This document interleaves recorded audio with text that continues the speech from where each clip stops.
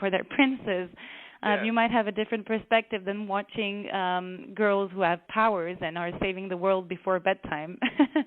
So I was really always inspired by that, and I do believe that nowadays we really need more figures like that to provide to young women, because I discussed a lot with women that were younger than me, and the fact that I highlighted all these things about masculinity and being afraid and ashamed of your clumsiness or your goofiness or things like that really talked a lot to them, and they were like, oh, thank God someone is thinking the same as me. And we really tend to hide all these problems, but they're quite important in my opinion, and yeah, so these were the thank you. You know, what you're saying is right in my sweet spot, because the images that we project, whether they're through cartoons or TV shows or movies or, magazines or whatever, we are what we consume. And if we're consuming images of women that are stereotypical and that keep us bound and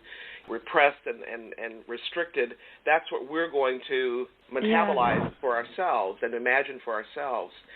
I'm reading a book by Thomas More right now that I love. I've read a number of times. It's called Care of the Soul. And one of the things he talks about that just really grabs me, he says being follows imagination.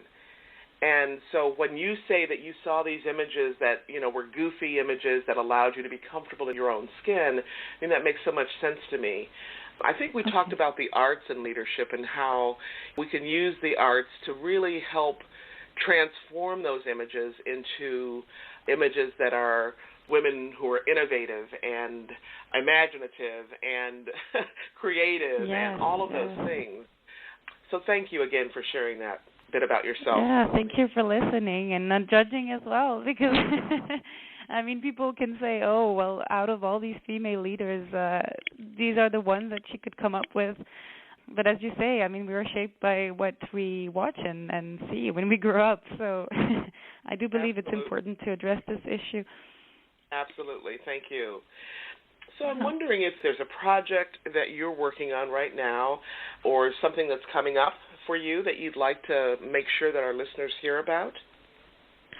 Yeah, one of the projects I currently work on is the Women's Leadership Program. As I previously said, this program is really important and dear to my heart because I do believe in capacity building. I do believe in education and enhancing skills that many women need. And I know this because of the feedback I've received from lots of participants who took these workshops and who came to me and told me that it really changed their lives in a way, and it really opened up their eyes, and it made them more confident in themselves. And this acts as a multiplier effect because they can go back to their capitals in a way or to their countries and provide trainings on their own to other women. And I think that this program is really important, and people can reach out to me at any time at leadership@unitar.org to discuss, to even share experiences, to discuss possibilities of partnerships or contributions. We really want to be inclusive in the UN and try to really work on partnering with other organizations to provide more workshops and on a larger scale. So this is my professional project, which is also a personal project. But as a personal project, I've been trying as well to really tell people about the importance of women's leadership and gender equality. So I do a lot of communication with people. I try to really open conversations, and I would really like to invite the audience who listens to do that in their own lives and to really take a step back and see how their unconscious bias can affect as well their own actions, because they did for me, and it's only through communication and open-mindedness that I was able to really see how judgmental I was and how women can also be very discriminatory towards others. I mean, it's important to communicate. So these are the personal projects to really try to have an impact on a very small scale at first, and try not to really be too ambitious while being scared not to do anything. But it's just my main message is to also say that there's a saying that says, I wonder why sometimes no one did anything about it, or someone should have done something about it. And it's important to realize that you are that anybody, and you are that something, that someone, and you can do something about anything. And it doesn't have to be a major impact or something that is really big. It can be really a conversation or a communication with someone or a remark or taking a step back towards our own beliefs and our own judgments, to try to be more open. And anyone can make a change at any time. And, yeah, I do believe that this is really important. So, yeah. Yeah, well, thank you. What you're saying is so important. Many people that I meet in my leadership travels, I work with leaders of all ages in lots of different cultures, women, men, young people, etc. And a lot of times they go, I'm just one person. What can I do to change the world? And as you just said, Melanie, it doesn't have to be huge. It doesn't have to be written across the sky, right? It doesn't. It can exactly. be one small thing in your world that makes a difference in somebody else's world. And that really is, I think, the heart of this work, of leadership work.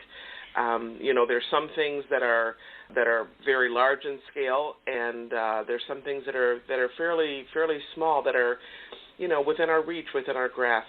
So thank you for making that distinction for our listeners. Yeah.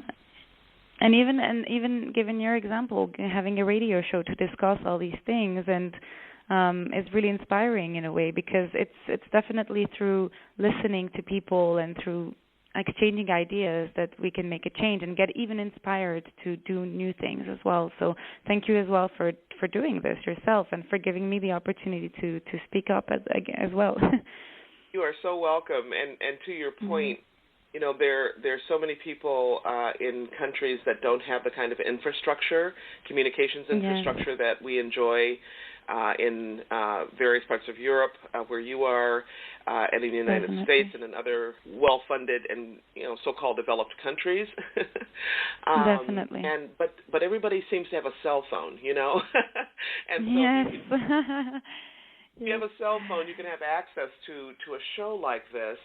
And one of my secret goals, just so you know, is to have this kind of conversation so that people all over the world can tune in and listen, because that's how we grow. Without access to this kind of information, you're just kind of stuck in your own little world, and you may not know what's happening out there and what's possible for you.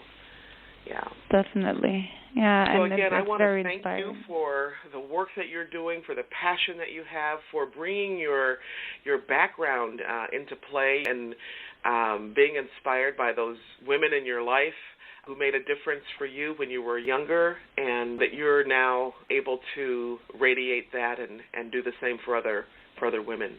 Thank you so much, Melanie. Thank you. Thank you for giving me the opportunity. You're so welcome. I wish you a good rest of it's evening there now for you, and it's morning for me. Yes. So good evening, and I can't wait to introduce you to my listeners. Great. Thank you so much. And thank you also for the audience who are listening as well. All right. Thank you. Fantastic. Wonderful nuggets. Thanks again to Melanie Cremona for being my guest today. If you'd like to learn more about Melanie's work, or, as she mentioned during today's conversation, if you'd like to donate to UNITAR's programming to support women leaders, you can reach out to Melanie via this email address, and that's leadership@unitar.org. leadership@unitar.org. And remember, UNITAR is UNITAR.org. So if you want to reach out to Melanie, she'd be very happy to hear from you. Now, if you missed any part of this week's broadcast about women's leadership, developing your own leadership identity, you can listen to the podcast right here on Talk Network Radio. Now, you can also find me on iTunes, SoundCloud, Alexa, and many, many other places. Now, before I close today's show, I just want to give a shout-out to all the women all around the world, and to my mom, who just celebrated her birthday. Yay! Love you, Mom! When Melanie mentioned her mom as one of the women leaders who influenced her, I was thinking the very same thing, as I know many of you were too. Because you know what? I asked this question a lot of people all over the world. I was just presenting a keynote a few days ago, and this was one of the questions I asked the folks in the audience. Who inspired you when you were a young girl or boy? Who did you look up to? Who did you admire? And why? And you know what? No matter where I am in the world, the response to that question is always the same. Who inspired you? Who influenced you? This is what I hear. Well, my mom, or my dad, or my grandpa, or my grandma, right? So, it's amazing how much impact we have as leaders in our own home. Now, most parents don't think about themselves as leaders, right? They're just kind of scratching their head figuring out this parenting things. But we are. That's what we are. We're leaders for our children. And we have so much influence and impact in our own home with our own children. So moms and dads out there, even when it seems like your daughter or son isn't paying attention, let me tell you something. They are. They're listening, okay? They're listening, and they're soaking it all in. And more than anything else, they are watching you. Let me be really clear. They are scoping you out. They're observing every single thing you do, every little nuance, right? More importantly, they're watching you because they want to see if what you say and what you do line up, right? Our actions really do speak much louder than our words. A good friend of mine, who's a former CEO, she says this, whether you're a parent or whether you're in the boardroom, as a leader, in any context, your walk has got to talk louder than your talk talks. That's great, isn't it? Let me repeat that. She says, your walk has got to talk louder than your talk talks. Now, why is that? Because that's how we build the bridge called trust, right? That's how we strengthen our bond with those we love. That's how we deepen our relationships, one step at a time, inch by inch, mile by mile, and smile by smile, at home, at work, and in any area of our lives. Every single day, 365, 24/7. So, ask yourself, how is your walk lining up with your talk? You know what? It's never too late to get your walk and your talk lined up, to get your act together, so to speak, so you can take it on the road and make a difference in someone's life, the difference that only you can make. Remember this, how you live is how you lead. How you live is how you lead. Now, if you happen to miss any part of this week's broadcast, or if you missed last week's show, you can listen to a podcast of the show at your convenience. You can even listen to it on the go. How about that? You can check us out at www.talknetworkradio.com/legacyliving.html. That's www.talknetworkradio.com, all smushed together, no hyphens, /legacyliving, LEGACYLIVING.html.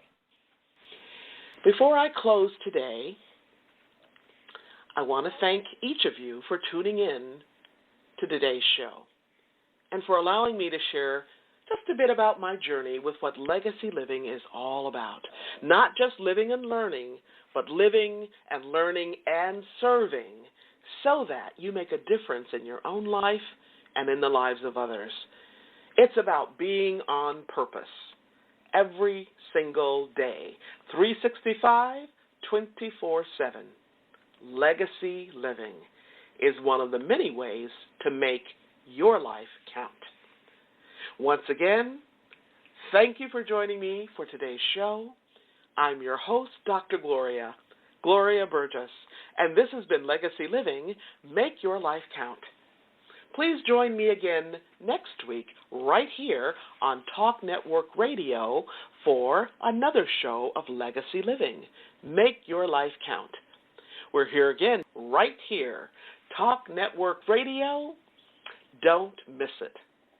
And don't just count the days in your life.